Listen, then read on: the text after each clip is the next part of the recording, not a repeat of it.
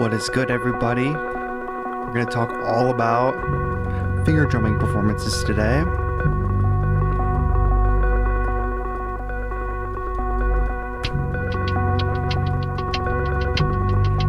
So we'll see how this goes, I guess.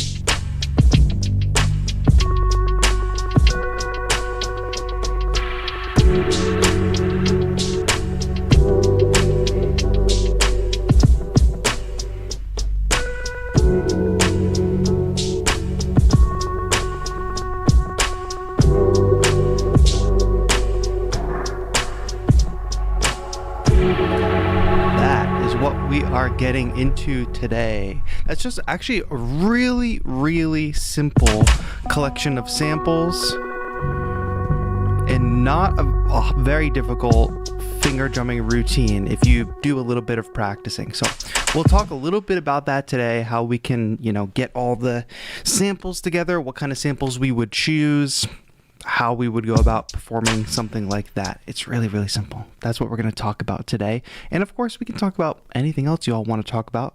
This is a live stream after all, not just a video. So welcome. Thank you for being here on the broadcast. We are live every single Thursday here on the channel. So mark your calendars, set your reminders, turn on your notifications if you don't want to miss it.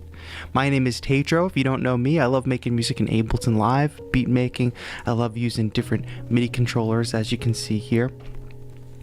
And today, I've actually got a new sample pack out in collaboration with Future Samples. The link is in the description. It's also pinned at the top of the chat. And all the sounds you heard earlier, those are all sounds from the new pack. So I want to just show it real quick because there's an offer for the first week. The first week only of this sample pack being out. There is a huge deal where you can get 9 free sample packs. This was Future Samples' idea, but here, let me show this. Oh, wow, it's too big. Artifact. That's the name of the sample pack. So it's got 250 samples in the actual sample pack, and we're going to dig through it today as we make this finger drumming performance. We got one shots as well as loops, as well as some SFX one shots as well. Really kind of like the lo-fi, nostalgia, mysterious, ghostly mood that I've come to try to cultivate. And this week only, for the first week, Future Samples is throwing in 9 additional sample packs. So this is only happening for the first week of the sale of the sample pack. So if you want a bunch of samples, especially we're getting ready to go into the weekend, you want some inspiration, you want some new stuff to chop up, this is the perfect time to pick up the new sample pack and get a bunch of additional bonus packs at the same time. I think it's a really cool collection of sounds. We're going to dig through it a bit today, but just putting that on everybody's radar. This week only, buy the new pack. It's called Artifact, and get 9 free bonus sample packs. Plenty to keep you busy, And if you do pick up the pack, let me know what you think of it and tag me if you end up making something with it so I can share. But before we get too deep into things, how is everyone doing today? What's up, Dungeon Master? I'm glad you made it. Multi-ring flex. Are you polygamous? No, definitely not. There's only one finger, one ring is dedicated to the marriage. The rest are just for show. Hi, Peter. How are you doing? Thank you for being here. Barista Beats, jogging between work and live stream. That's okay. I know some of y'all are office gang. Some of y'all tune in from the office. Don't let the boss know you got the stream on in the background. Does the boss care? I mean, some jobs you can just have something playing in the background, I feel, and it's not a big deal. I'm not sure. Kayla, I'm so happy you can be here live. Thank you for being here. It has been a while, but I'm happy you could make it. Definitely an iced coffee kind of day. I could not agree more. Home brewed iced coffee. Jake, you are correct. I did come here to play, so thank you for being here. Artifacts is on the wrong side of the tracks. Our Dory Joe says, I only ever use one shots, never loops. Sample packs always include loops. Yeah, well, maybe we should open up your expectation of loops today, because what I was just playing for you was actually some chopped loops. Like these samples here, they come from loops, but we can easily turn them into one shots. You can even do that with drum stuff and melodic stuff as well. So let's not underestimate the power of the loops. Home roasted, not home roasted. Home ground, not home roasted. Yvonne from Colombia, thank you for tuning in. Where is everybody else tuning in to? Adyan says, Happy Independence Day to all Indians. Wow, I didn't know that. Happy, is it India's Independence Day today? Shout out. It's your 4th of July. We love to see that.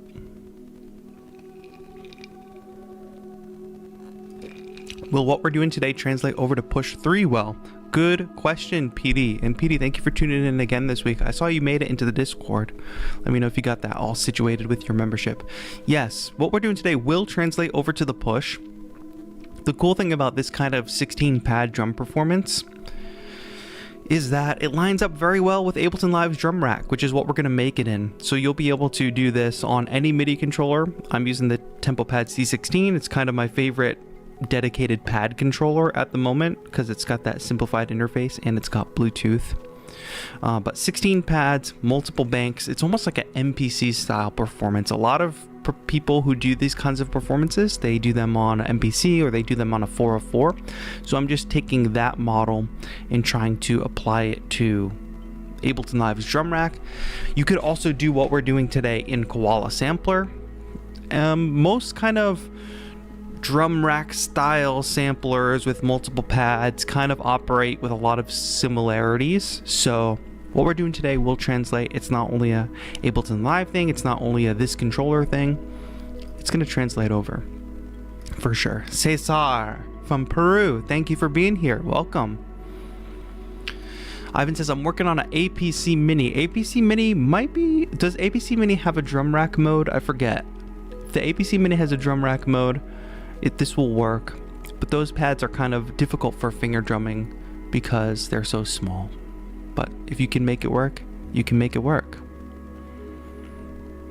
You are my favorite YouTube producer. I am 12 years old. Thank you for being here, my friend. If you're starting at such a young age, you're going to be well ahead of me by the time you're my age, right? Did anybody watch the new Alien show on Hulu? I have mixed feelings about it, and I've only seen the first episode, so no spoilers. But it seems, basically the director is Noah Hawley, so he's famous for Fargo, if anybody's ever watched Fargo, which is cool. Fargo's a bit of a mood, but then he's also famous for Legion, which is like an X-Men show, which I did not really like at all. Way too artsy for me. Now, in this new Alien show, the cinematography is fantastic. The overall mood, the visual style of the show, I really like it. But the writing is just, it's a little cringe, to be honest. I won't spoil it for anybody, but just some of the character interactions, it's like, are we trying a little too hard to be like weird and quirky? Seems that way to me. I'm not a big fan of that kind of writing. Some people are. A lot of people really like Legion, so. Accent says, Alien is on my to-do list. Yeah, there's 2 episodes out now, so I have only watched the first episode. I'm trying to watch the second episode soon. Visually, I was definitely impressed, but from a character and writing perspective, not so much.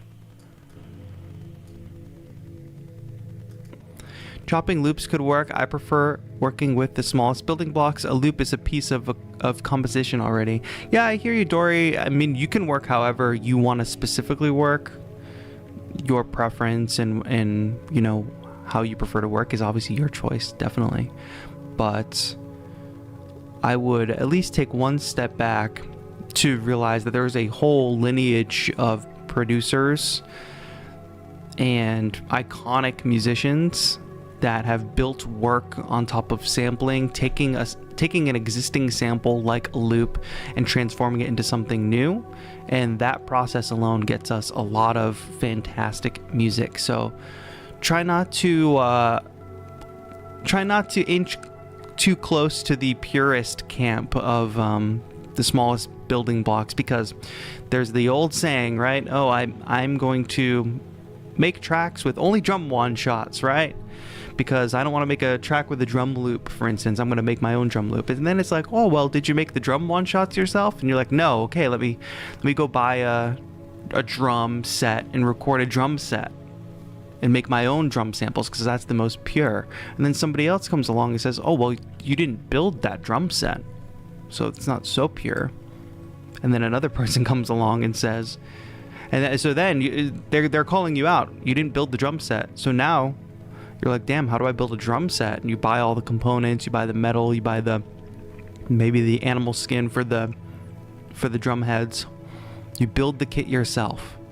Now you build the kit and you go to start making the drum samples, and you're like, wait, you just bought all those materials. You didn't like craft those materials yourself. So now you're going out into the woods, you're cutting down trees, you're getting the lumber, you're contacting maybe some kind of metals factory so that you can craft your own hardware.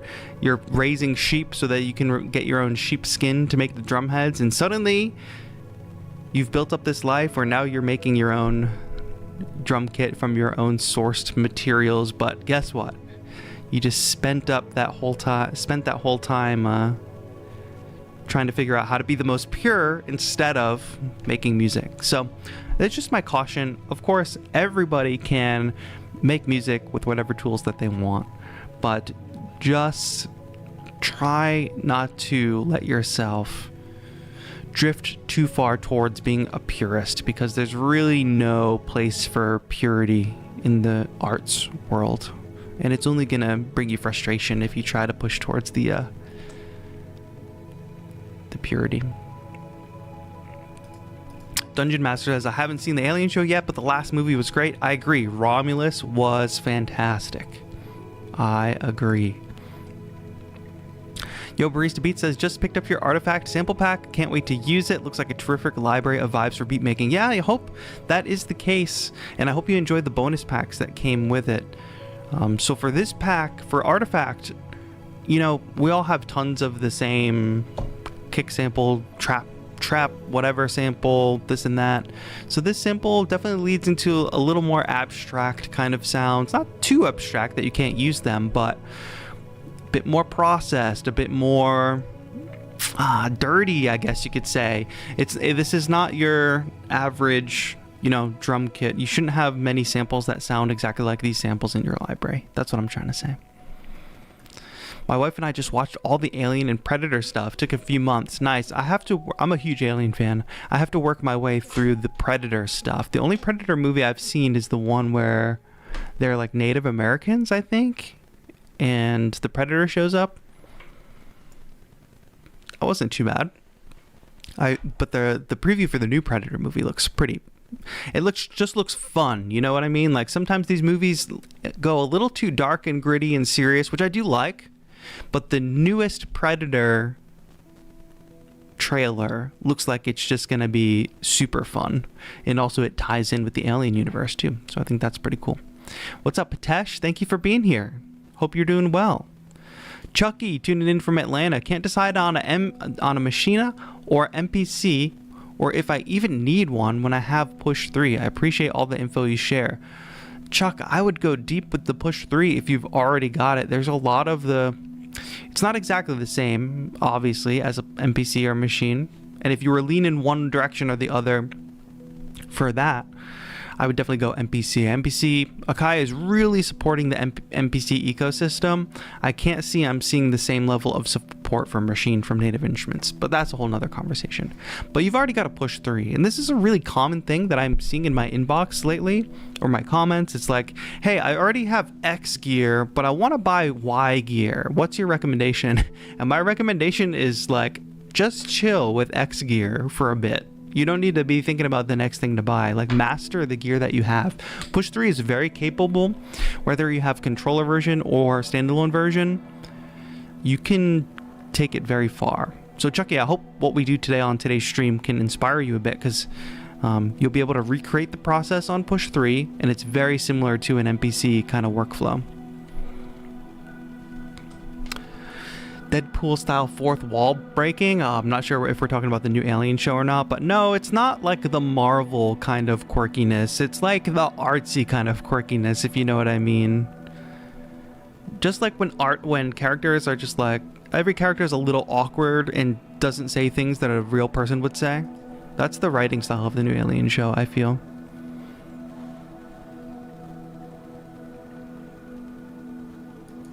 Did you, Dormant Foreman says, yeah, after you're done building the drum kit out of sheepskin, did you code your own DAW that you recorded it into? Exactly.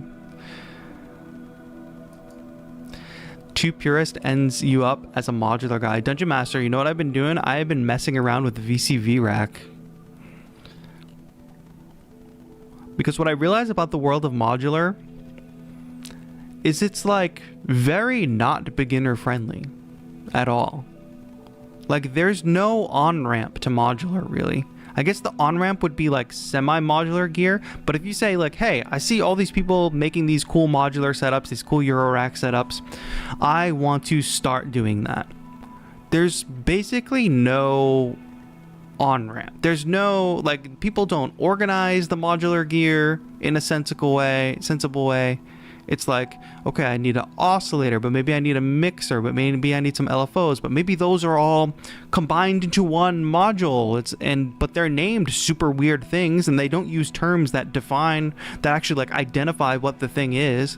It's like very crazy to me that the modular world is like that. But correct me if I'm wrong.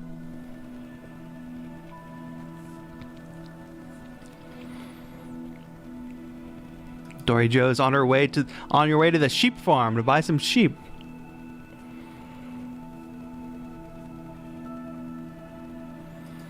Hitesh says, I tried modular on my rack iPad. I could see how easy it is to spend too much on modules, but creating something from modular feels very rewarding. Yeah, I'm definitely seeing that for sure. It's kind of like a Dr. Frankenstein feeling of like you're putting it together, you're patching in the different cables, and then suddenly it's alive and you've built it. You know, I think that I'm seeing more of the rewarding factor of that, where I used to be mostly just an in the box kind of producer, like somebody who liked to make music in the box and use some plugins and a little bit of hardware here and there, but like we're gonna make very thoughtful, thought out music, A section, B section, deliberate instrumentation.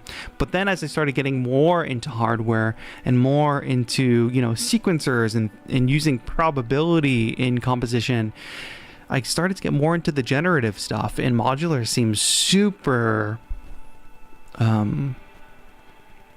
modular seems like a very rewarding world from that perspective, because you get to literally choose every bit of component. TRMA Atreus, just in time to watch and have lunch. Can't wait to check this pack out. Yes, I hope you enjoy this sample pack, my friend. Thank you for joining us here today. Nate says, when I think about different aspects of music, I always draw parallels from film and cooking. Same. I think there's if you can connect the dots between other art forms and music, I think it helps you better understand, like, actually whatever art form you're trying to work in, whether you're trying to work in music or you're a visual artist, whatever, if you can connect the dots to other mediums, it really helps you start to understand from a metaphorical perspective, I guess. But yeah, I'm always using cooking analogies.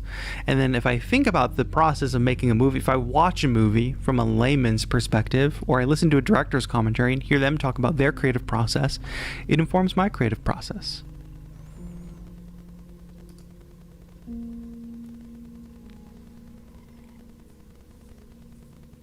Dormant Format says, modular is sick, but it's very easy to get lost in designing a system rather than making music with it. Yeah, and maybe that's okay. You know what I mean? Maybe that's how somebody wants to spend their time. I think there's nothing wrong with that at all.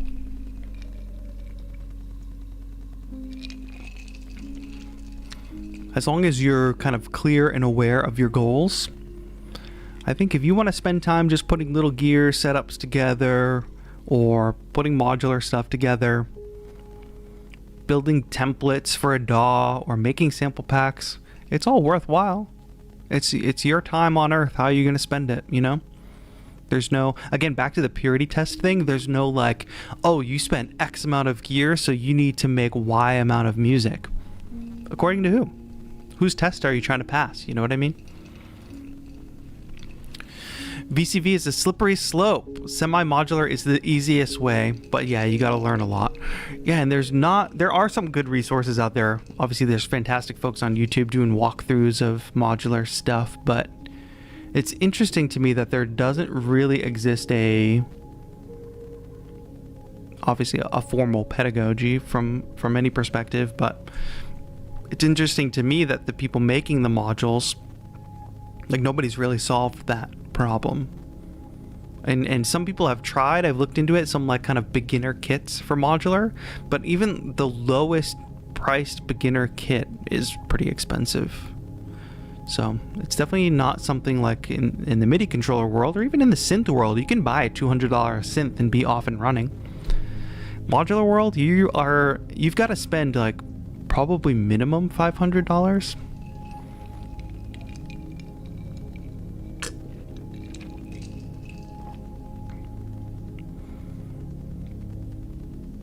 Modular to me feels like raising sheep for drum samples. Yeah, I think it's definitely something that's more about the process.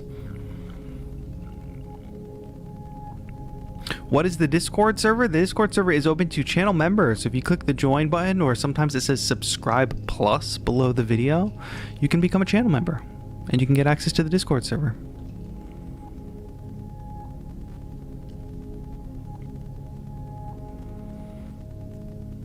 Hey, can you review Aspirin by Christo Xavier and tell us how to produce at that quality? Not today, Lo-Fi Boy, but I'll look up the song. Where is the Astrolab? Adiant, no shouting in the chat. The Astrolab is just on the other side of the room. I've got my Mini Freak over here because I was enjoying playing it the other day. Also, like, I've got a kind of sick workflow over here where it's totally wireless. I've got the airlock sending audio to my computer, obviously, so I can hear the Mini Freak and record it through the computer completely wirelessly. And then I've got the Witty Bud Pro, which can send and receive MIDI, which means I can write MIDI, have it running in the DAW, just the MIDI notes, send that MIDI back to the Mini Freak, and then tweak the synth while the MIDI is playing, and then record that. So I've been really enjoying that. And it's like totally wireless. It's like too bad that the Mini Freak can't be battery powered, because then we'd be 100% wireless.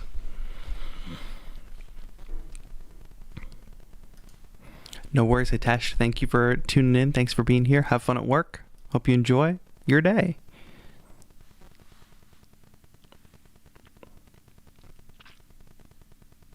So what are we doing today? Good question, Lo-Fi Boy. All right, let's get into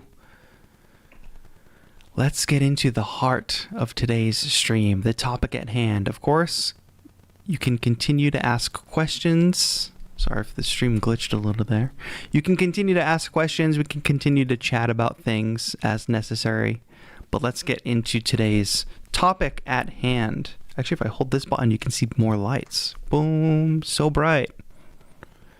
So what we got going on here, and we're going to build one up from scratch, but let's just kind of review the end goal or the direction we want to go in. So this is a collection of 16 samples, different kinds of samples. You can see that the bottom row here, the pink samples here, let me make this less bright so you can kind of see the colors. It's kind of not helpful. I've color coded the samples here, so it's kind of easy to see. We got a kick, we got a snare, we got a hi-hat, a closed hi-hat, we got an open hi-hat.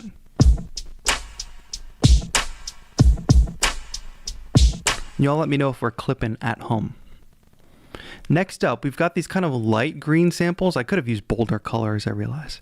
These light green samples are like random effects. They're a little bit, this one is mostly tonal, right? So these are just weird little effect sounds.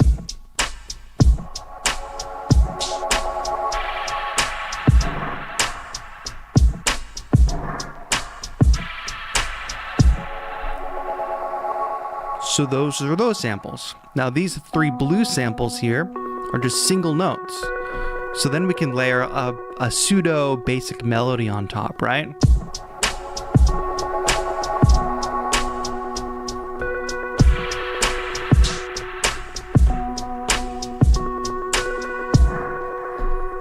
Three melody notes. Now to anchor the whole thing down, we need bass and chords. So dark blue is 2 bass notes. Dun, dun, dun, dun.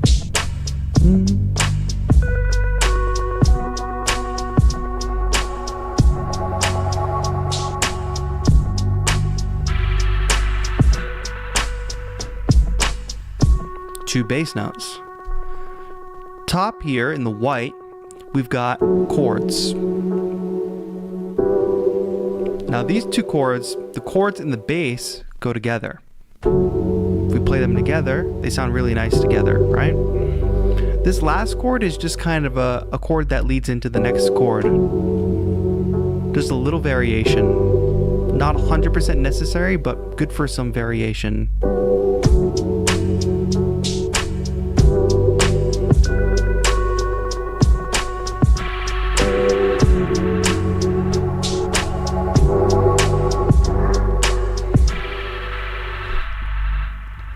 Bass, chords.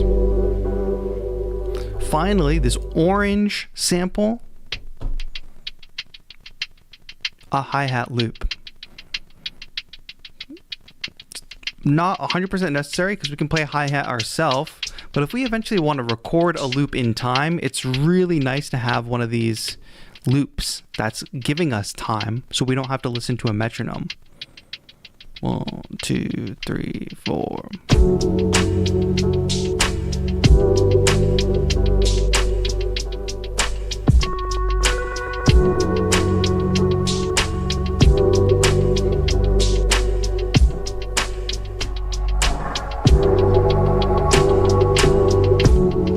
And then it all comes together into a finger drumming performance, which obviously we have to get into. How do we build a routine? How do we get our fingers to do all the right things? But as you can see, that's not very complicated, right? It's just a collection of samples.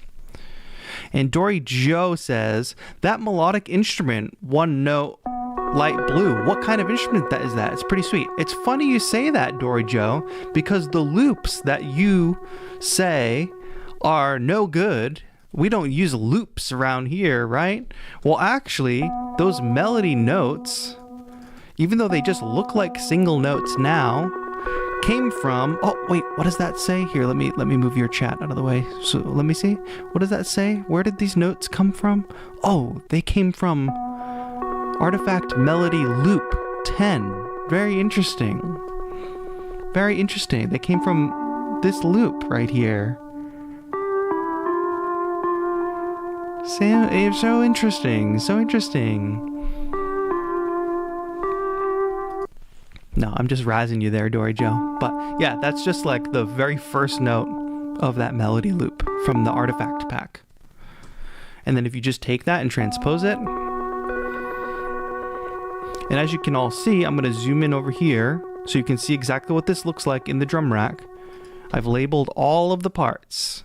Kick, the snare. Here, let's automatically switch. Kick, snare, hat, open hi-hat, effects, melody notes, bass notes, and I've grouped similar samples together. But these are just samples in a drum rack.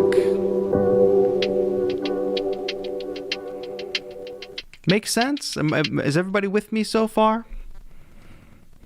Madzak is a finger drumming legend for sure. Adian says, where did you learn finger drumming? There's lots of resources out there. Melodics is obviously the best one, in my opinion. I know folks like Jay Black offer lessons. And then it's just like practicing, right? I'm also a musician, right? Comes from having a musical background. I've played in like school band and things like that, other instruments. I didn't play drums, but that gives you a sense of training. I've played guitar. So I think there's a holistic approach to music that's like, if you get a rhythmic skill from another place, it does transfer over to production. Some people don't really tie that knot very well. They think, I just want to do production, forget about all that instrument music stuff, which is fine. You can do that, but the music stuff does inform your production stuff. What's going on, Tabe? I hope you're doing well.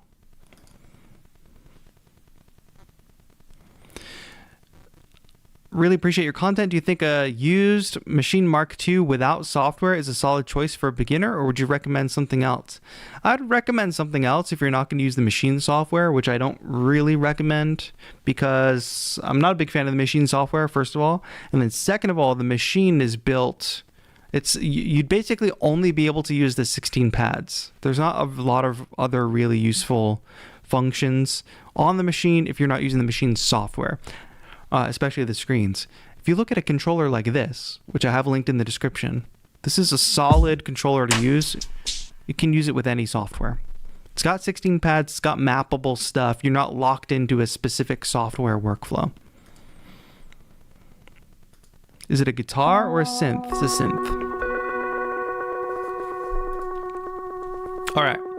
So anyway, you get that. That's what we're working towards. So everything we just talked about is what we're working towards now. Brighten that up again.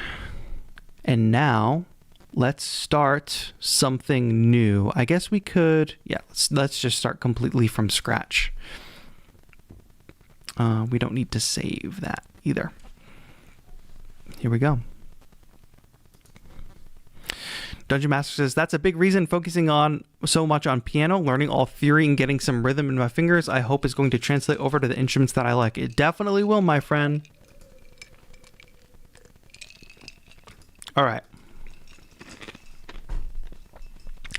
Let's do this. So, first thing we're going to do is load up a drum rack onto a MIDI track. And now let's go into the pack.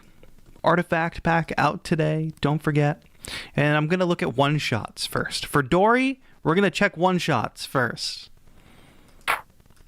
So there's a lot of kind of lo-fi processed, clunky sounds. I'm going to turn my preview up here a little bit. I'm going to choose one that's kind of low-key and mellow. And I'm just going to start filling up the drum rack.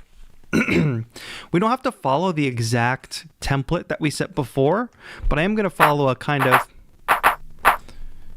relatively common setup. Keep my drums on this bottom row here if we can. Oh, I really like that one instead, actually. We don't need to keep both. I kind of like the first part.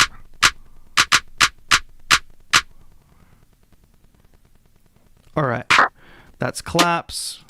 We've got some hi-hats. Hi-hat 8 sounds good. I like to get a closed and open hi-hat.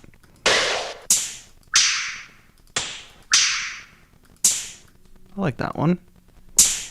But let's raise the attack on it. Get a little more of a fade in going. And I'm always very weary of hi-hats being too loud, so I'm just out of the gate. Gonna process this sound. I think obviously these samples sound great, but I do want to always be processing my samples one way or the other, because if you pick up this pack and you put together the exact same kit as me, I want it to sound slightly different. But we've got a good starting point.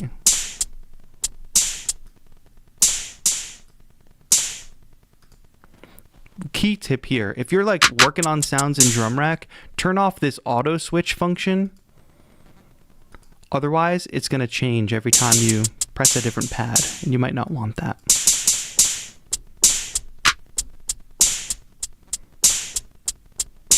I wonder if we... okay. Keep going. I kind of like that one, though.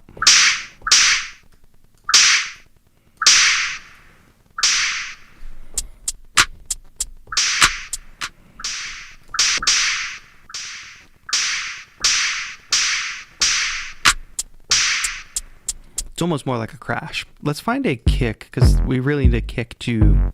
yeah, that one.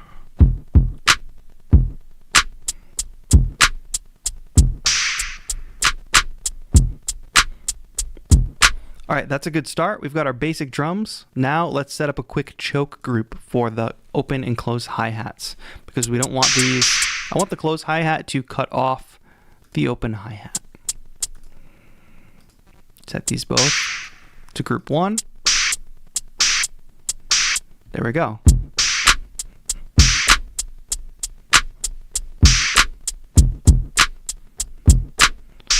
That works for me. I might transpose this up a little so it's a little higher, and I might use the filter. Generally, trying to get better about using the built-in filter to make sure these drums don't have too much low end going on. If they're not a kick, they don't need the low end. They can get a little heavy.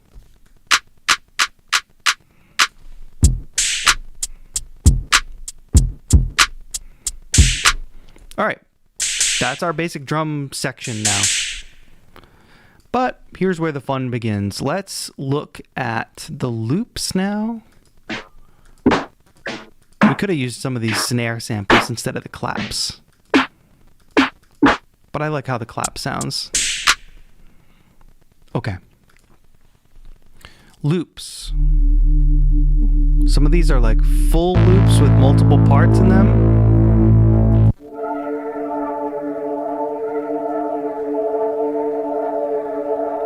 And these are really long samples made for you to chop.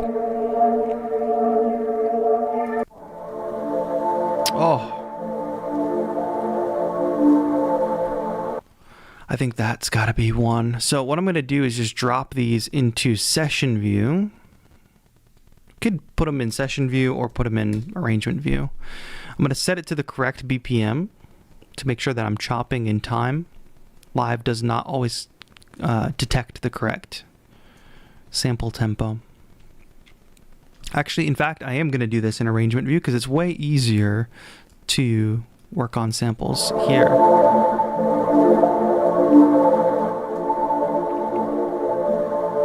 See if the chord changes.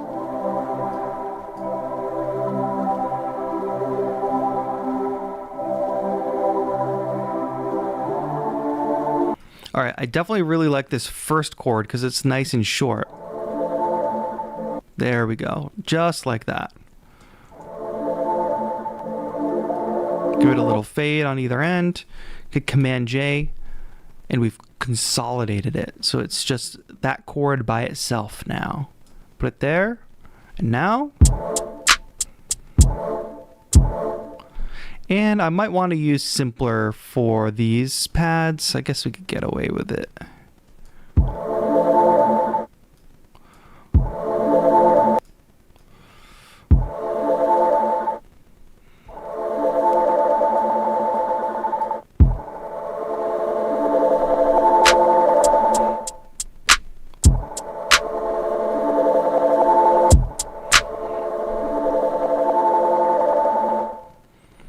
That's our first chord. I don't really know what direction this is going to go in.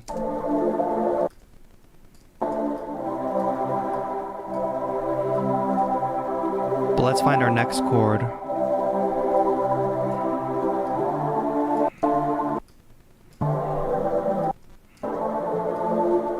Alright, that's the same as our first chord.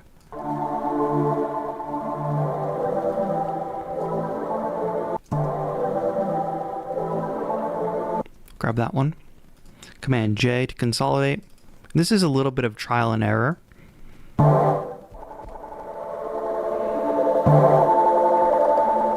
know what I'm gonna do.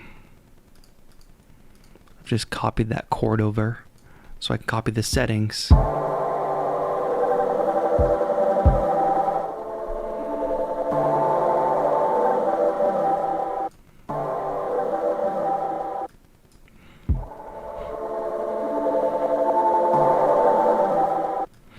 Velocity, for these chords, I don't want velocity to affect them, so I'm turning that down to 0%.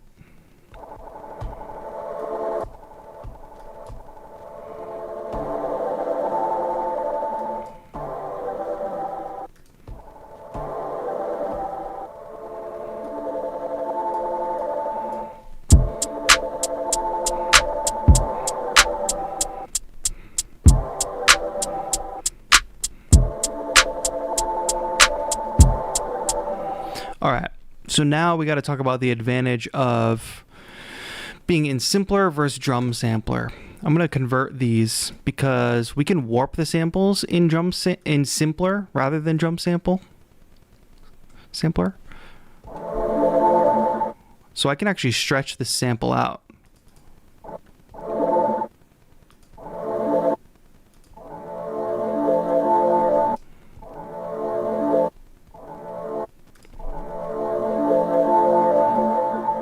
Gets a little warbly, but we can kind of mask that with some reverb, I think.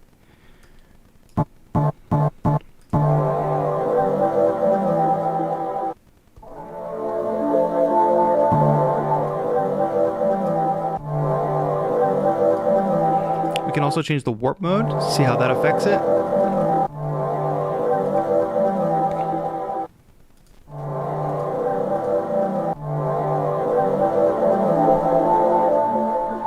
And let's put these chords into the same choke group as well.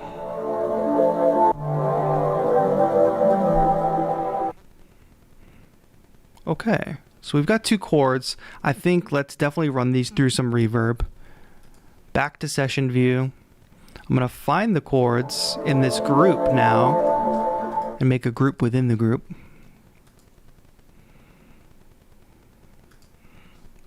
And just put a reverb on that. Maybe a reverb and delay, I'm not sure.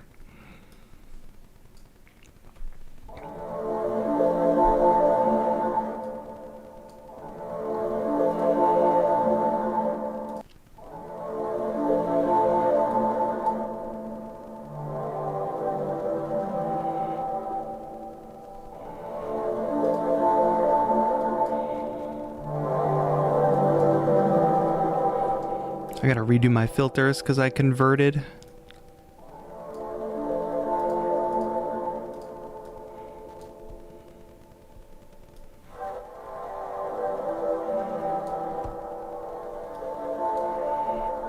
Suddenly we're getting this dreamy atmosphere, right? I think we need a bit of delay for sure before the reverb.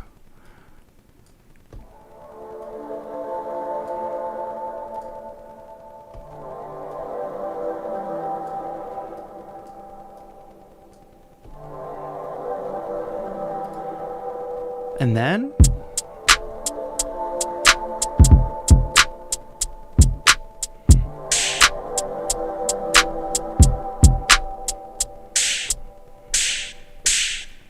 kill the attack on this and bring the gain down.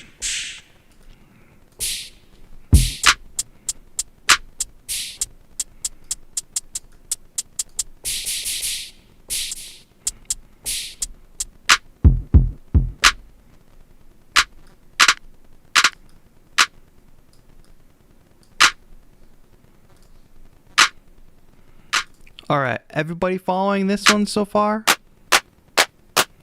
Just adding some effects, doing a bit more sound design.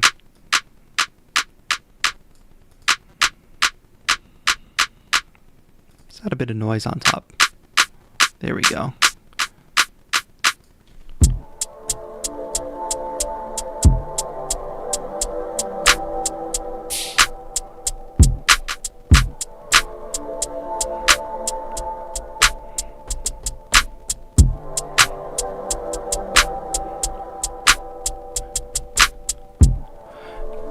Should we do one more chord or move on to a different sound? I think we could probably grab one more chord. Thanks for breaking this down. It's very straightforward to understand. Nice. Okay, cool. Yeah, if you follow along, I think it's pretty simple. I mean, you have to do like this process here of finding chords, right? You're kind of just fishing for stuff. And a lot of it is a little bit of trial and error. And it's like, do I just build the song off 2 chords or should we build the song off 4 chords? That's, oops, I didn't want to do whatever I just did. It's a little, I'm simplifying the process, but when you sit down to do it, you're going to have your own artistic choices to make. And I'm kind of not speeding through them, but I'm moving a bit faster because I have an idea of how to do this already. So if it doesn't move as fast or as fluidly for you, don't be discouraged.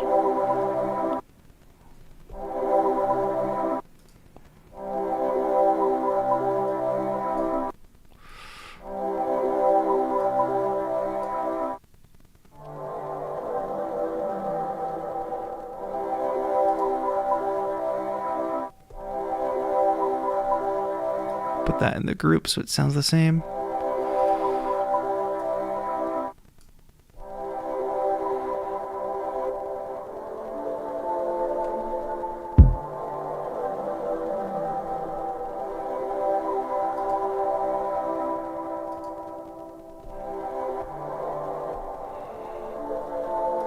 Nice, that's a solid 3 chords. Let's leave it at that for now and let's go searching for some other stuff.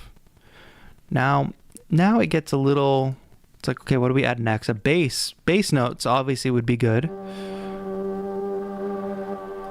It's a lot of cool stuff.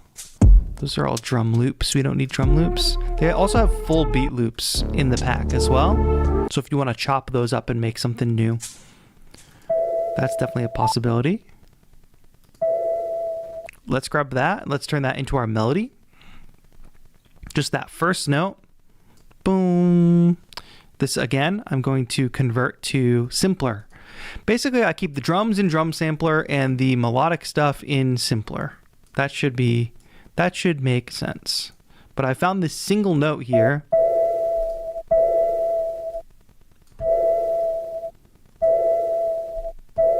Which I think sounds good. Vala says, one day I'll get good at finger drumming. It just takes a bit of practice. It's not going to happen in one day. If one day could start today, if you just put in a little bit of practice, you'll be better tomorrow. And then rinse and repeat.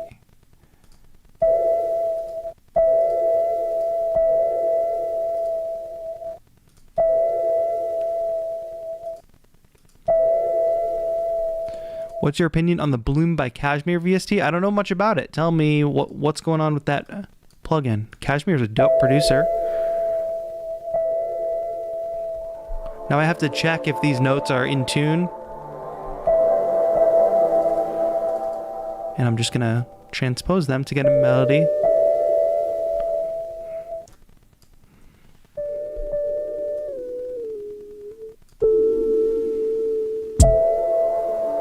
And now I'm starting to hear that they need to be high pass filtered as well.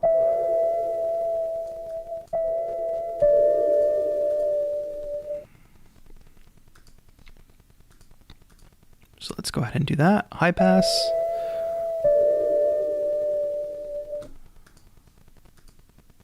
Get some of that noise out of there. Boom.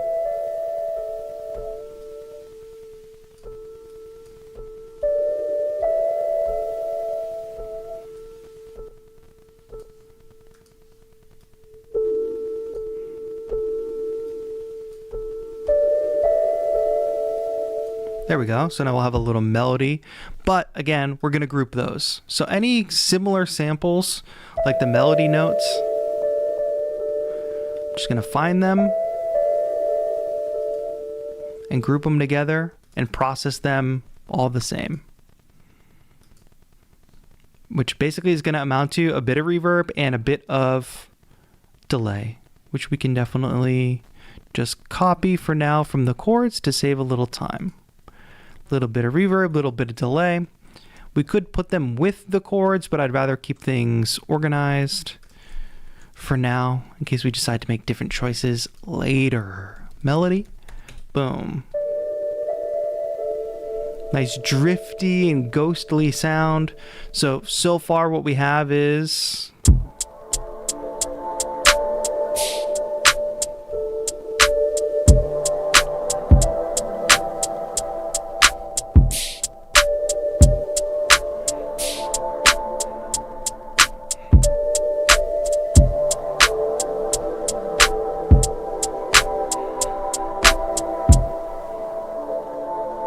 nice. I'm really liking how the melody sounds with the chords, but I'm thinking the chords are sounding a little too, the drums are sounding a little too up front, which I know I kind of added, feels like I added a little bit of top end to them. But maybe we start creating chains now. So what I'm going to do here is in the drum rack, I'm going to create a return chain, and I'm going to call it drums. And then every drum element is going to go to this rack, drums.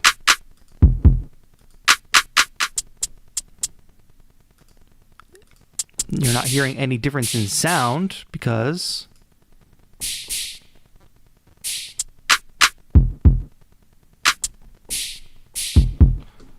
we haven't put any effects on this chain yet. So if I go in here now and I add a bit of just a random EQ, just to do a bit of filtering on the drums. Now all the drums are running through this. This will come in handy later.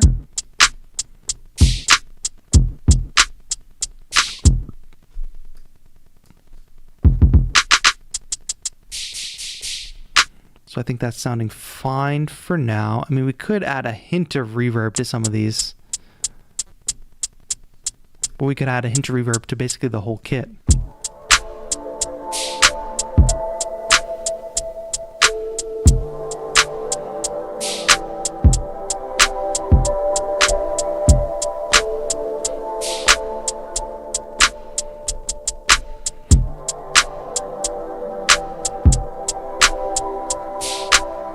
I think that's sounding pretty good.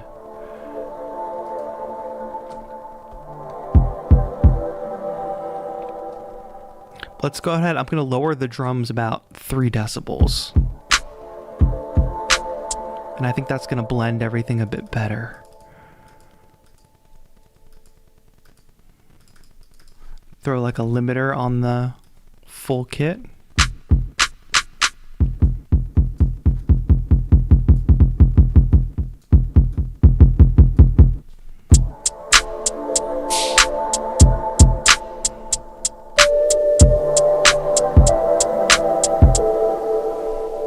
And definitely bring down our melody notes. They're a bit too loud.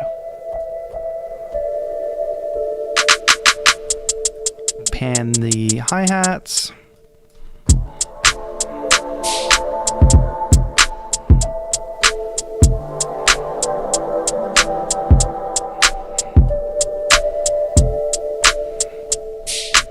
All right, how do we think it sounds? Indian sounds VST mixed with modern hip hop. Sounds like that's exactly the person who I want to make that plugin. Adiant. Kashmir is dope. Kashmir, big influence on the K-pop genre. All his samples, ton of his samples across big K-pop songs.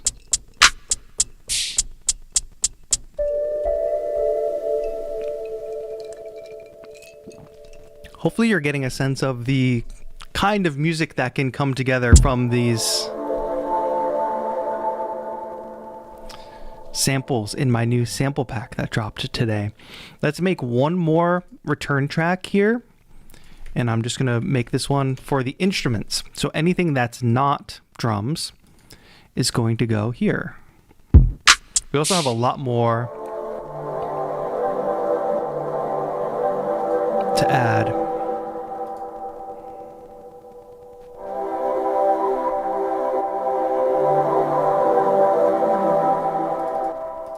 Oh, I didn't realize we put a sample here. We don't need that. Boom. Adiant, don't go around the internet asking people where they live. What are you doing?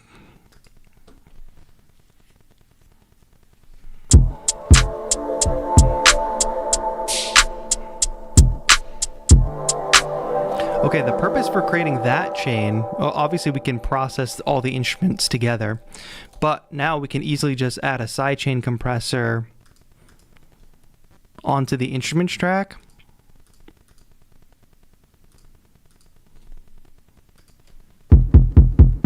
And now we can get that kick signal in to duck these instruments.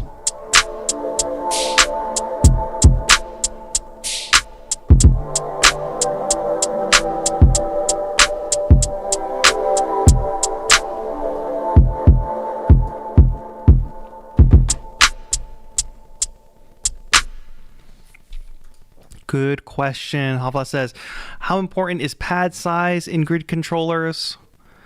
Would something like the MIDI launchpad automatically go out the window? I think probably it comes down to the size of your hands and what's comfortable. I think definitely the bigger the better. This 16 pad layout with this kind of standardized pad size, similar to MPCs and things like that, it's pretty much the biggest you get in terms of pad size, so it's like the most luxurious. Now if you look at something like Push, where the pads are slightly smaller, I can still finger drum on Push no problem. The pads on Push are also more rectangular rather than full squares. Very easy. But once you start getting down to the lower, the Launchpad Mini size, first of all, Launchpad Mini also isn't velocity sensitive, which is not great for finger drumming.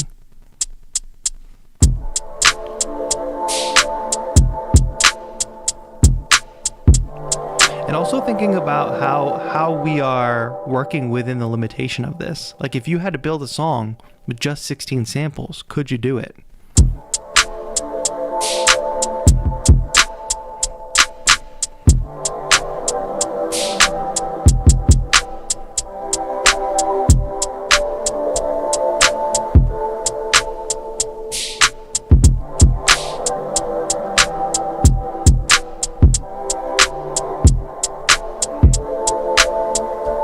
Melody's got to come up a little bit. Hey, Lucas with the super chat. Thank you so much for the super chat. Hi, I'm a new subscriber. I'm from Brazil, and I'm going to the US next week. I'd like to buy some equipment for home use and live looping. Which would be better? Ableton Push 2 or the Akai APC 40? Oh, it's a big question. Chat, if you also have suggestions for Lucas, let him know. Let him know. First of all, Push 2 is a fantastic controller for Ableton Live. And you can do some of the same things that an APC can do and more. So Push is great for playing notes, taking control of drum rack in the way that we're doing here. You get full control of Ableton Live. Especially if you're thinking about looping, you get access to, session record button, fixed length mode, that kind of thing. APC 40 is not great for playing notes. So you're basically only using it to control session view. That being said, you get a lot of hands-on control, knobs, faders, and things like that. But I think Push 2 is probably the way to go if you're really thinking about live looping and production in Ableton Live. I think Push 2 is the way to go. Push 2 has very small pads. No, Push 2 does not have very small pads, especially when we're talking about, launch pad mini. The push pads are not that much smaller than the pads on the controller in front of me. They're just a different shape. Because the width is mostly what matters. Height doesn't matter that much because the width determines the space between other pads. But Lucas, thanks again for the super chat, and I hope you enjoy your trip to the US. Thanks so much, Phantom. Much appreciated. Glad you liked the videos. I'm going to be working on a new installment of the Launch Key Mini for Beginner series soon. So the next episode will be coming out, and I'm also going to do a video on some mini travel gear that I've been enjoying lately. So stay tuned for that. But let's revisit where we're at here. We've been live for about an hour, so if you're just tuning in, thank you for being here. We are working all with samples from my new sample pack. It's called Artifacts.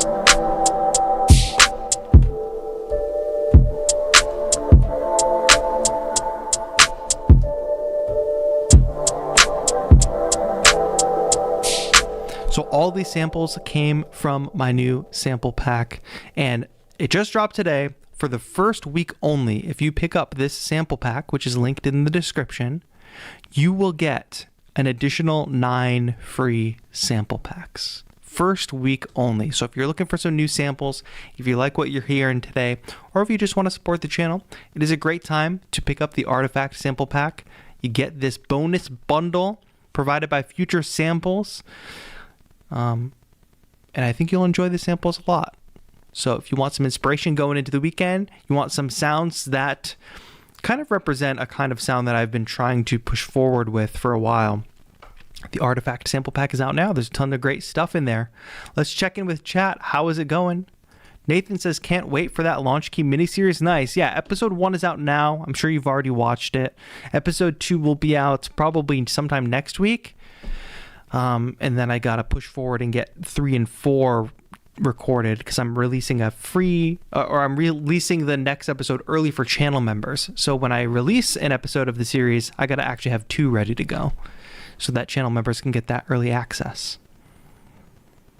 Lucas says, thanks. I really appreciate it. I'm a fan of yours. Been following for many years. Thank you so much, Lucas. I really appreciate it. TRMA Atreus says, as a gearhead, what is your top 3 pieces of gear for your personal production? I really hate this kind of question because I really jump between gear and I get into different moods all the time. Like, for instance, haven't used this in months after using it for a lot, but just picked it up the other day from the closet. Not bought it, just grabbed it out of the closet the other day. Poly and Play, and was sequencing some drums on this and having a fantastic time. Now, do I say that's in my top 3? I don't know. How can I say? I have too much gear to put a top 3 together. And then today we're using the C16, which I think is a fantastic controller. I love building this kind of performance. So lately I've been having a lot of fun with this. Then over here on my left, I've got the Arturia Mini Freak, which I just love the freaking sound of. I love sampling this. I got the OP1 Field, which I break out every now and then and just build something crazy on that. Launch Key Mini is a fantastic MIDI controller. Oh, it's very hard to say. By the way, I just forgot to tell you all, I don't know if you heard about my new YouTube channel. I forgot. I have too many things to announce this week. But my new YouTube channel is called Field View. Let's see if I can find it. Because it's a new channel, so it doesn't pop up when I search it. Let me get a link for you all. But I'm starting a new channel for ambient music. Not that. That's not it. Oh gosh, YouTube URLs are frustrating. So you need the @ in there, I guess. @ Field View. Here you go. I got this coming in chat for you. New channel. Let's see. So what the new channel is throughout my travels, I've done a ton of field recording, like sounds, and then I've also taken a lot of video. So I've put together, there's 2 on the channel now and more coming soon, these long form ambient videos. So this is an hour-long video. Sitting in a forest, meditating with Buddha. This particular place is it's this kind of long hill. You gotta walk up this mountain to get to this temple. And just these statues, there's like different statues and vignettes kind of on the roadside as you walk up the mountain. So this is like very just peaceful scene that I captured, and then I composed this ambient music and put the field recordings around it. So an hour of relaxing music. This is one of 2 that I have out. The other one, here, let me show you. let me jump back here. Field View is the name of the channel. If you type that in, it doesn't come up right away. It's kind of frustrating. Here's the second one. This is like the fog in the mountains, this perfect day in the mountains where it's like kind of raining and kind of foggy. And the fog and the clouds were just rolling through the mountains. And I like this video in particular. The Buddha one is just, you're just sitting with the Buddha, meditating the whole time. This one has a few different scenes and vignettes of just the clouds moving through the mountains. I actually used some of this footage for my ending screen, some of you might have noticed. But yeah, if you're looking for some peaceful, if you're focusing, if you've got like work or something and you need like focus time, or if you're just looking for something peaceful to put on in the background, a little bit of nature sound, a little bit of ambient music, the channel is called Field View. And I hope you enjoy it. I'm going to be uploading new videos soon because I've got a ton of these kind of landscape videos and I want to do something with them, and I figure why not combine it with my love for ambient music, right? Many temples here in Korea are hidden on hills because there was royal persecution of Buddhists in history. What did you use to grab your field recordings, video and sound? So most of the video is either shot on this Sony a7 IV or on my Osmo Pocket. And then the sound is either recorded on a Tascam Portacapture X6 or my Sony a10. It's a much smaller recorder. But yeah, new channel, new sample pack. We are busy these days, my friends. Let's get back into building this tune-up. Oh, and thank you to Accent. Thank you for subbing to the new channel. Jake picked up the packs, hoping to find some inspo headed into Beattober. Yes, Beattober is well on the way. I'm already talking to partners about what's to come with Beattober. So stay tuned on that. Nathan, does Analog Cases have a case for the 37? They might. The Mini 37. It's a new one. I'll look into that. I'll see if Analog Cases has one. Lucas says, your new channel is great. I'm listening to it as background music in my dental office. Nice. And if you got a screen in the dental office, you can play the nature stuff too. Maybe it's peaceful for the clientele. I gotta go to you for a dentist. Jake asks, how do you like the Osmo Pocket 3? Been thinking about getting one to replace my iPhone camera for my Instagram beat / music videos. I think that's the perfect use case for it, Jake, because you know this camera is like the best quality camera I have or have ever had, and I can see the visual difference between, not here on a live stream, but in a video. If the video is looking super crisp, it's likely shot with this camera. The Osmo Pocket doesn't thrive in low light, so I keep everything lit pretty well. But when it comes down to like having an actual pocketable camera, this camera is not a pocketable camera at all, you know? So in terms of quality plus portability plus ease of use, I mean, it's a gimbal, so if you move it around, the footage stays smooth. You can also easily shoot vertical video or horizontal video. So it's got a convenience factor, a portable factor, and the quality is a step above iPhone, in my opinion. You have just more cinematic control over the footage and the colors. Lucas, you're going crazy with the super chats. Thank you, my friend. Says Launchpad X or Kai APC Mini. The information is very important to me. I already have the Launch Key Mini and the Keylab Essential.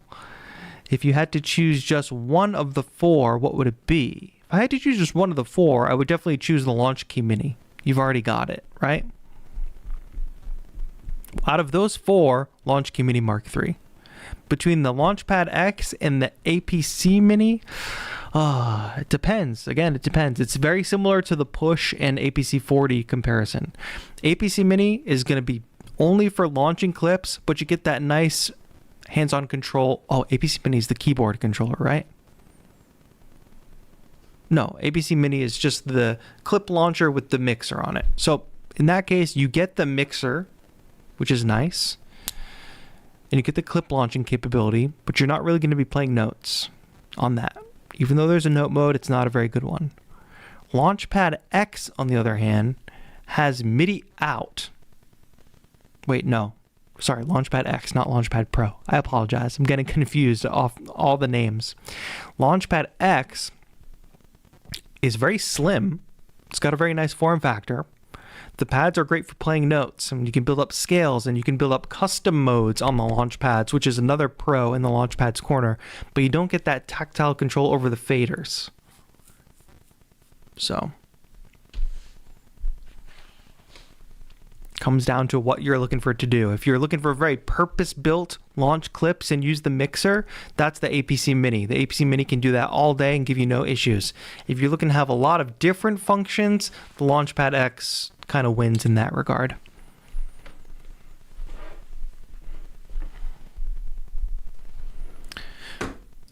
Well, the APC 40 has endless encoders, but what I like about the APC 40's endless encoders is they've got LEDs along the edge of the endless encoders. So it kind of always shows you the position. So it's, to me, it's the best of both worlds.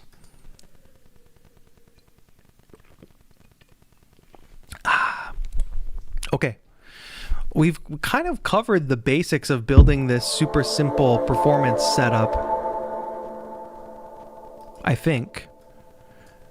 The only thing we haven't really added are some effects and some bass. So let's go ahead and do that.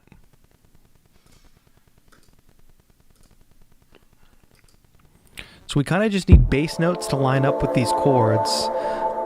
And we can do that with samples from the pack too. Now there's not bass one-shots, but I'm assuming that we can find a single bass note like that.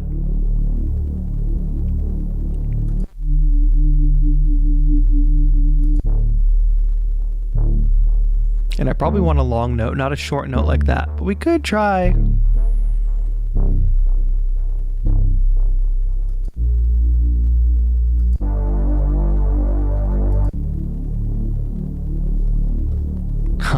Jay Lawless says, just scored the sample pack. Gonna make some purity noises now. Thanks. Hey, I hope you enjoy it, my friend. Thank you so much. Glad you picked it up.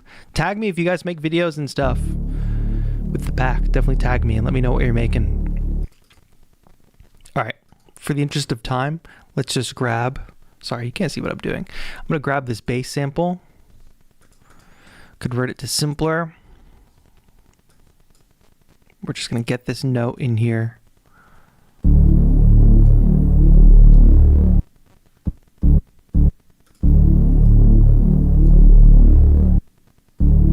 Does this note go for? Let's see. Actually, you know what? Let's grab a different sample because I think that's the same sample we used earlier. New sample.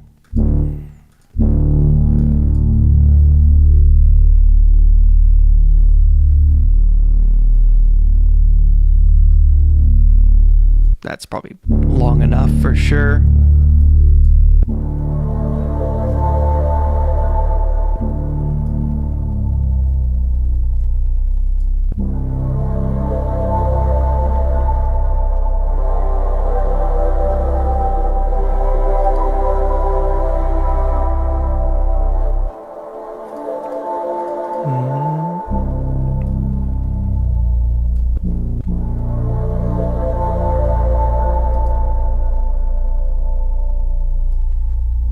Yeah, we definitely don't need the note to be that long. But the longer, the better, kind of. 2, 3, 4. You can see the bars in that now.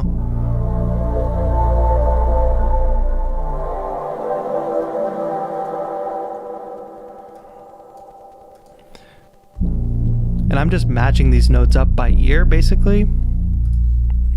I know that the samples are in D minor, so that gives me a hint.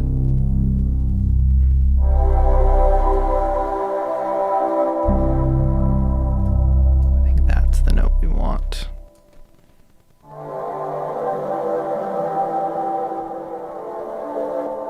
I think this has got to be just straight up D minor.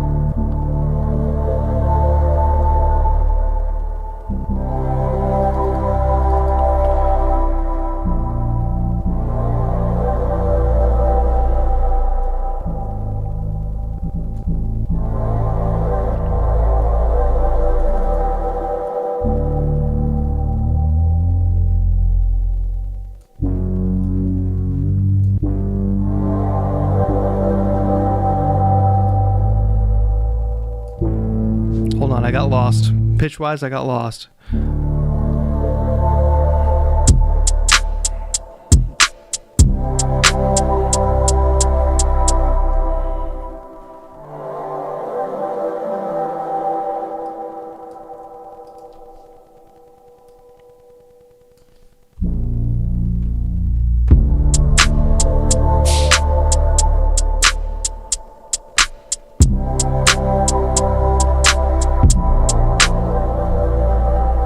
Not the chord. 4, 3, 2. There it is.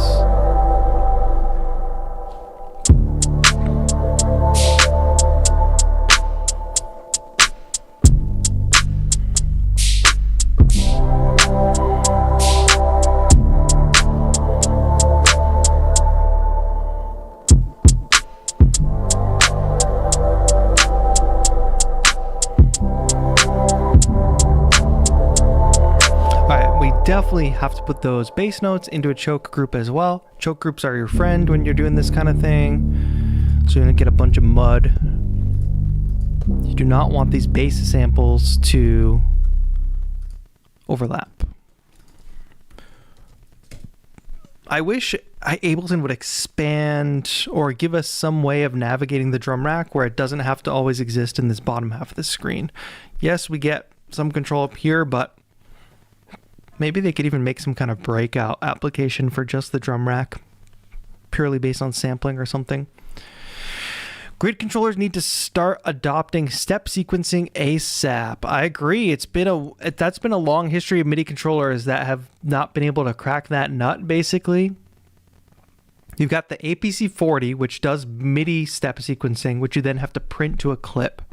The new Launch Key Minis have step sequencing that work natively with Ableton Live, but it's kind of been a war to get one. Obviously the push works, but third-party controllers, I mean, this controller here has a step sequencer.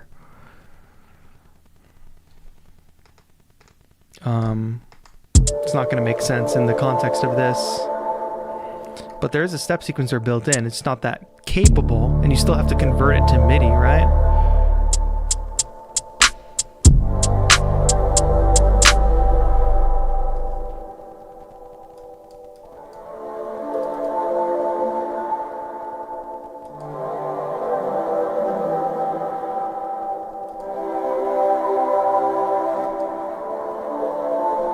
I'm not sure about this note. I'm not sure if I want that. I think that's better.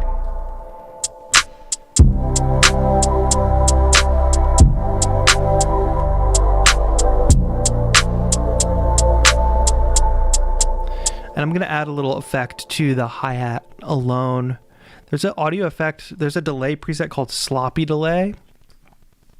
Not 100% sure if it's in every version of Live, but I kind of like it. It just adds a little bit of sloppiness.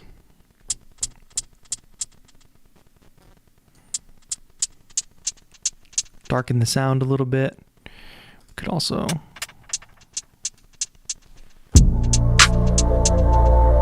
it's too wet.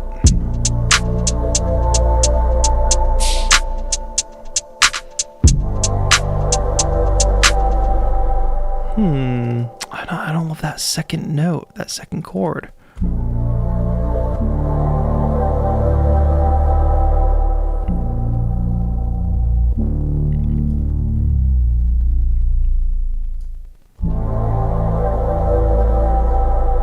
That's probably it. And that's way too loud, right? That open hat.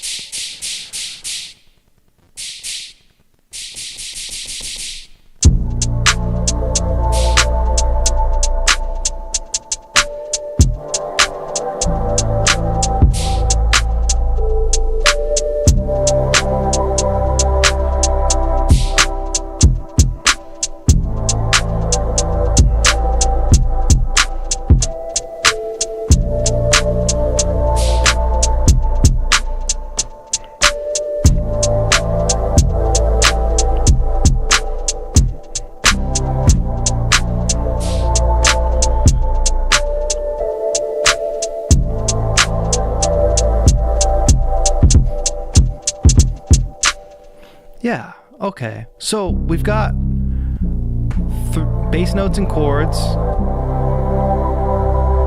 Let's get a little SFX here as well. And then we're basically 3 samples away from filling up this whole kit. What am I looking for? I'm looking for one shots. One shots from the new Artifact sample pack. This is kind of my favorite part of the pack because I always need weird little sounds like this.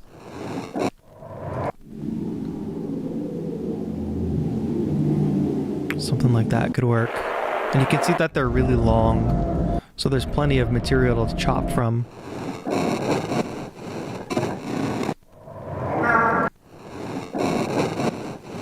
Let's do something with that. I think we can cut a lot of the low end out.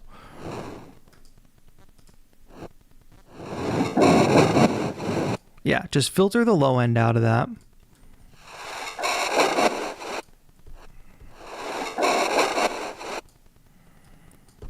One shot mode. A little bit of a fade out.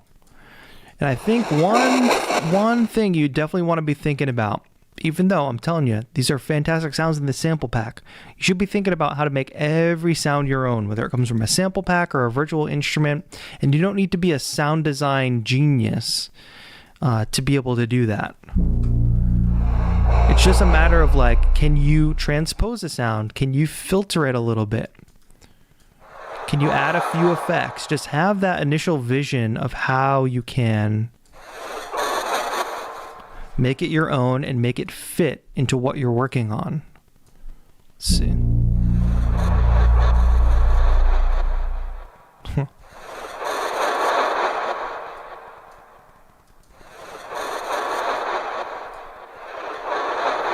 So if I just pull back that dry signal,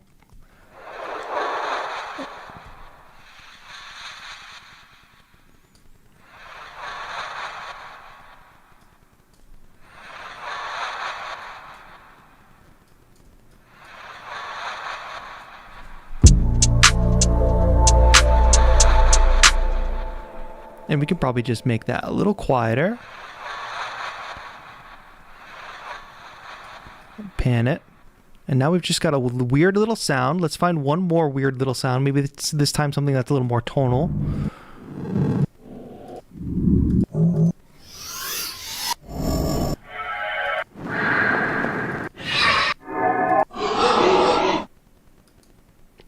Let's actually look in the loops and let's kind of distort maybe a melody loop.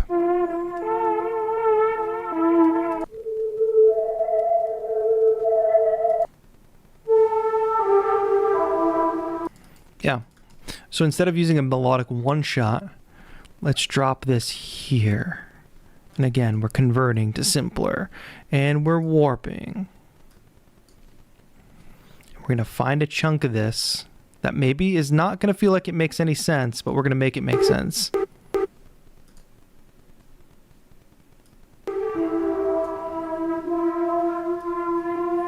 See, basically that doesn't make any sense.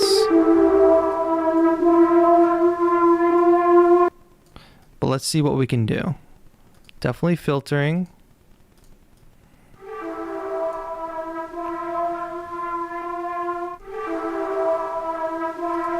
And definitely delaying. Just gonna look for some good stuff here. 16th dub.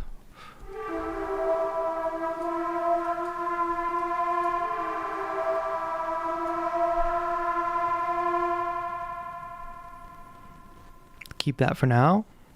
Grain delay on top.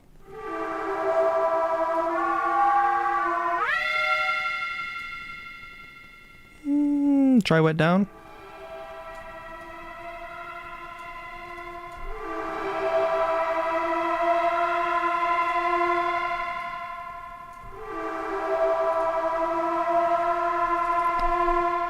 And then drench it in reverb.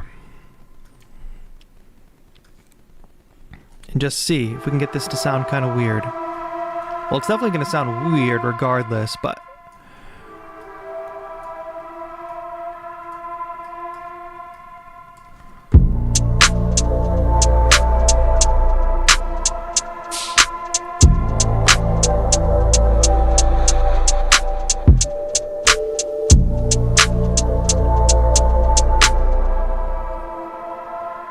Just a little ghostly one shot there. All right, what do we think? What do we think?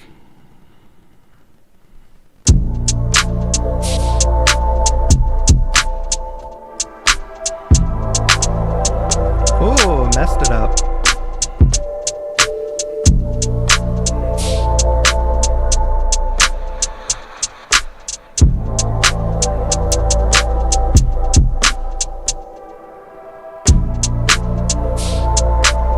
So we have one last pad there. In the previous kit that we built up, I did use a rhythmic sample. I think that's good practice to do, and I'll show you why. We can take this beyond just a all-in-one finger drumming sample. So I'm going to look for a drum loop, or a hi-hat loop specifically.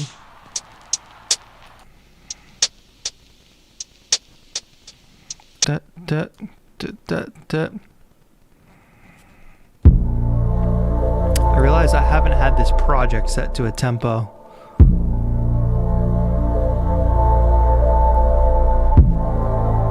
It's not...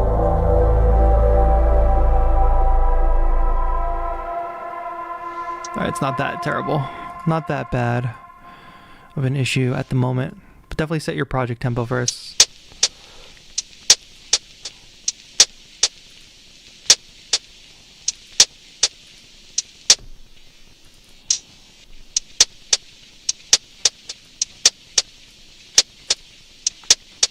I need something with a clear downbeat, actually. So let's just find something simple like that and add effects to it.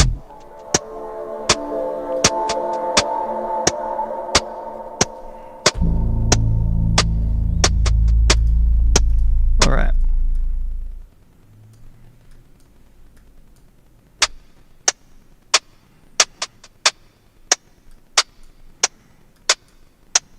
Transpose it up a little bit. Sloppy delay. Throw it on there.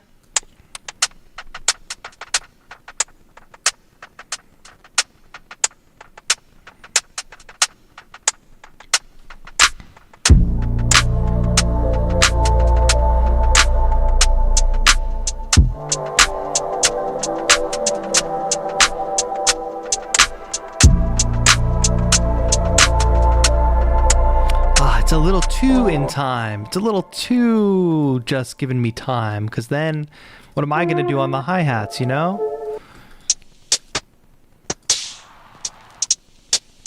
I could look in the bonus bundle. I'm not sure if there's any... let's see.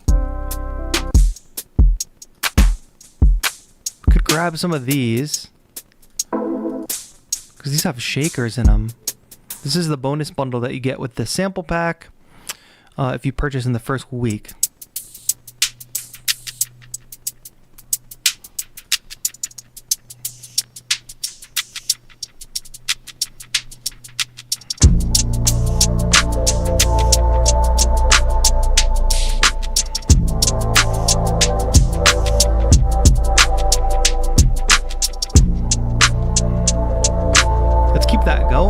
Let's keep that going. I want to speed up the tempo. Here we go. Let's go to 98 BPM.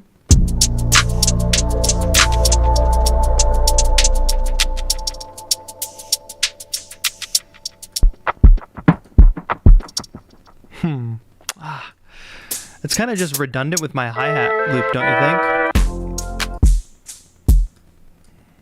Maybe this one won't be so redundant.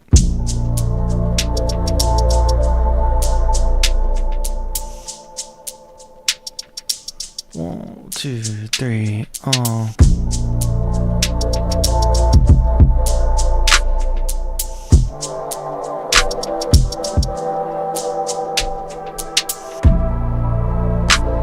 Nice. Now that loop is only 4 bars long, which is that means I would have to keep triggering it over and over again. So if we just bring it into arrangement view here. Oh, hey, what's up, Josh? I saw your, I didn't want to do that. I saw your question. Give me 1 second and I will answer it for sure. What we could do is just bring it into arrangement view, consolidate it, over a 16 bar amount of time. Then bring it back into the drum kit, which live is being annoying. There we go. Drop it in there. Now we have a 16 bar loop.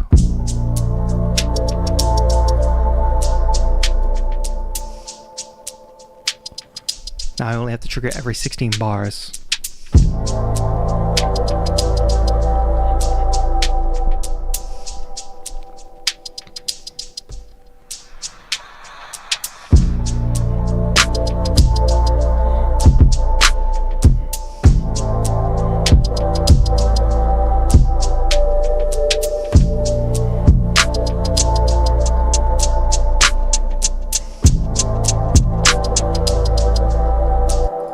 Definitely speed this up.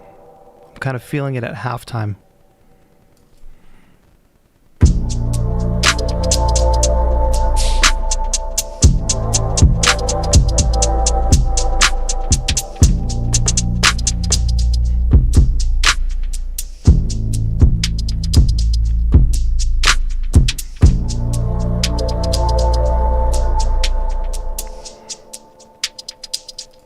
Yeah, I should have had the feel and the rhythm from the beginning, but we've got all these samples together. All right, let me answer the chat for a moment.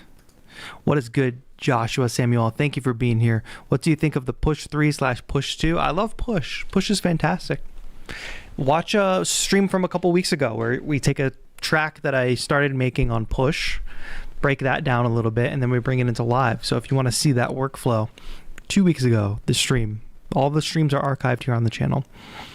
Nathan says, I really wondered about music like this having a strict tempo when some of what makes ambient feeling kind of peaceful is a little of the time warpy feel. Yeah, so like if we just abandoned that loop idea, we could play this at any tempo we wanted. So that tempo or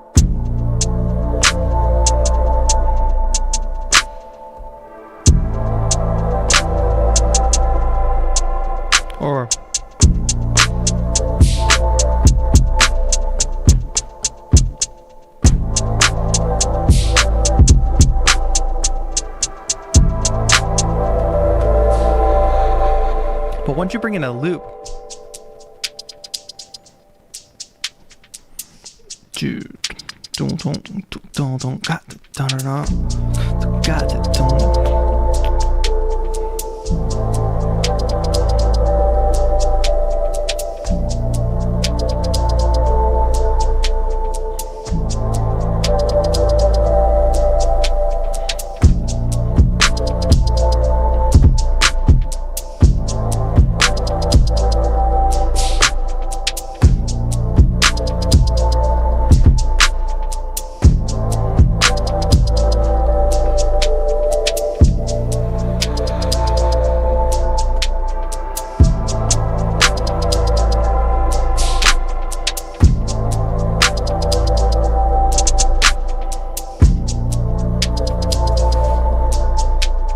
kind of how it goes.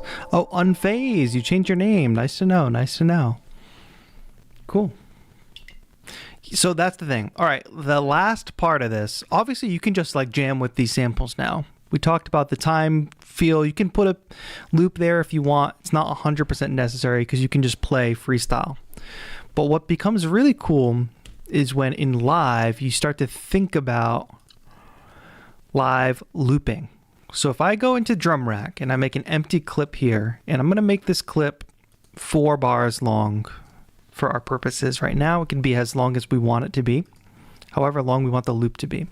Then I'm going to MIDI map the session record button to session record on the controller, stop button, stop, play button, play, just so I have that transport mapped. So now what happens is, watch what happens. Watch what we're able to do now with this setup. So we're gonna hit the record button and we're gonna be, let me turn everything else off. We're gonna be recording into this loop. So if you're afraid of finger drumming and having to play all the samples all at once, this is a good option for you because we can just go through now and layer in all these samples.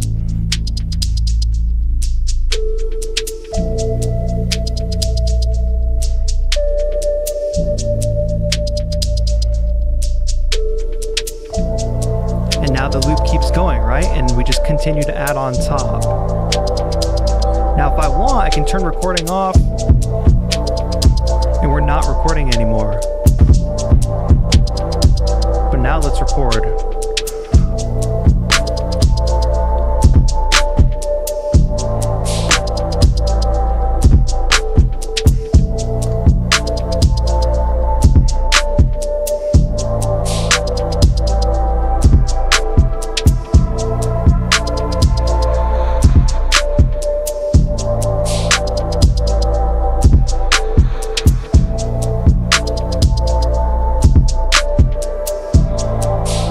See how easy that was? Now, you don't have much control once you've got that loop together, but there's a few other things you can do when you map a controller, when you have a controller to map, I should say. First and foremost, we can MIDI map this kick on and off to a button on our controller. And then if you remember our groups that we have the drum bus and the instrument bus. We can put whatever kind of performance effects we want on those individual buses. Boom, performance effects. And now I'm just going to, on my controller, use these columns for drums and instruments. So I'll map the glitchy repeat on the drums here. I'll also map the 16th note repeat, and I'll also map the high pass. And I will do the same exact thing on this column.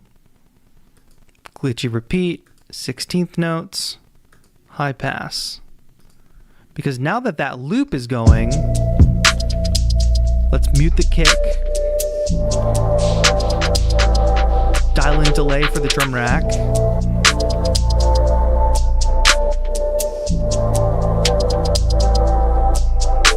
Bring the kick back in.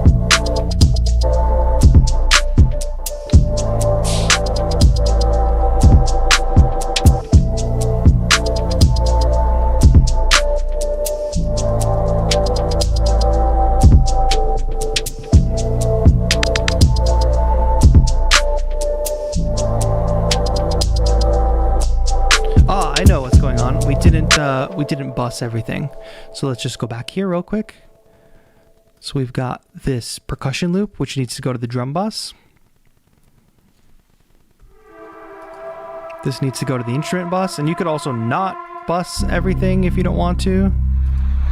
That goes to the instrument bus as well. The bass needs to go to the instrument bus as well. Okay, so you've got that loop going.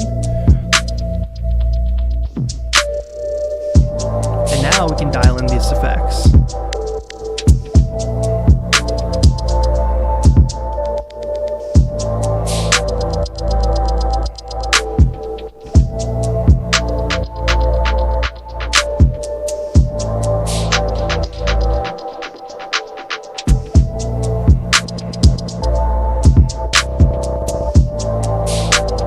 So that's just a very brief example, but you obviously can't, it becomes difficult to dial in those effects if you're doing everything by hand on the finger drumming side.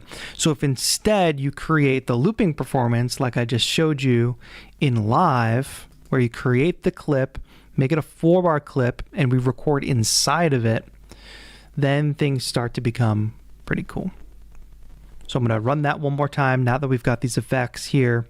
I'm going to hit record. We get our count in. I trigger the timekeeping sample so I don't need a metronome anymore.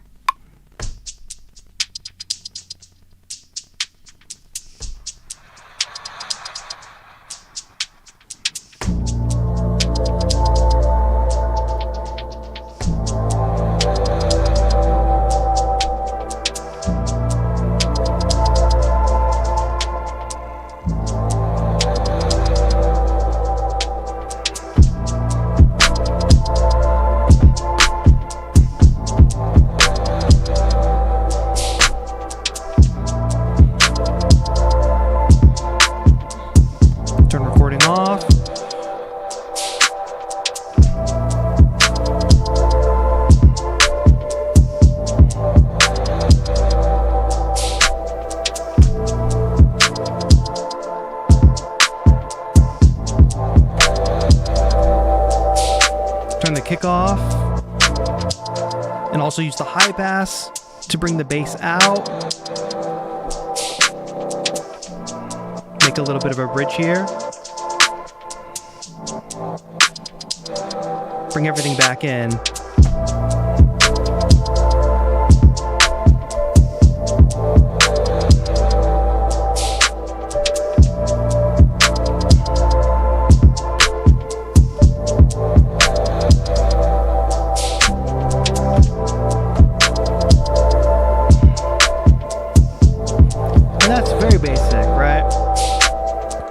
There's nothing that we did today that you all couldn't do following along at home yourself. So I think that's the vibe. And if you enjoyed the sounds here today,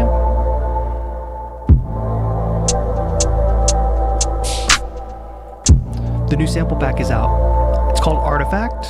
I think you all will enjoy it. It's got these kind of ghostly vibes that you can take to whatever direction you want to take them. But I think it's a cool pack.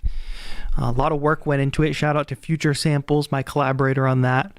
We had a vision and we kind of went out for it. And Petey the Penguin says, on my push, that is already mapped out. Yeah. So here's the tricky part about that is the effects that we just mapped and everything. In theory, when you're using push, you can click on an effect rack. Sorry, let me fix this. You go here. All right. So when you click on an effect rack, you get the blue hand, which means that's what your controller will be controlling. You can also lock your push to control certain performance effects, but we are using separate effects racks on drums and instruments, which means that custom mapping is preferable in my opinion. So I prefer to custom map things. So you can make it so the top 8 encoders on your push, for instance, were like filter for the drums, stutter for the drums, and then filter for the instruments, stutter for the instruments. You could customize it however you like, but custom mapping is the way to go on that front, in my opinion. Kayla says, thanks for this stream, TAETRO. It was very helpful and informative. I can't wait to play and make some beats with these samples. I hope you do. I hope you enjoy it. Post a little video. Put yourself out there so I can see what y'all are making for sure. Oh, Nathan says, Analog Cases sells a generic case that will fit the Launch Key Mini Mark IV 37. That's awesome. I figured they would. I know Launch Key Mini 37 is kind of new, but I think like... there's been other similar sized keyboards that I think it would fit. So that's good that they have one. That's a fantastic controller. And Analog Cases makes great cases. But all right, y'all, we're going to call it a day today. I think this was a fun stream. I had fun at least. So I hope you learned something and I hope you enjoyed the sounds at least. Any final questions before we go? Feel free to drop them in the chat and I'll try to answer them the best as I can. We're live here every Thursday, so don't forget. Oh, I missed a couple chats. Sloth Boss says, hey TAETRO, recently went through the rabbit hole of MIDI controllers and other instruments for beat creation. In doing so, I discovered your channel, which helped me to choose my direction. Nice. I think I need to make like a new updated buy this MIDI controller video because it's been a while since I made one and people are still commenting on the old one, but that's like so old now. So much has happened. We've lived lifetimes since then.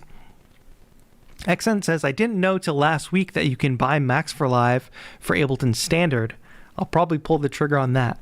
I wonder what the difference is in the upgrade price between just buying Max for Live and adding it to Standard or just upgrading to Ableton Live Suite.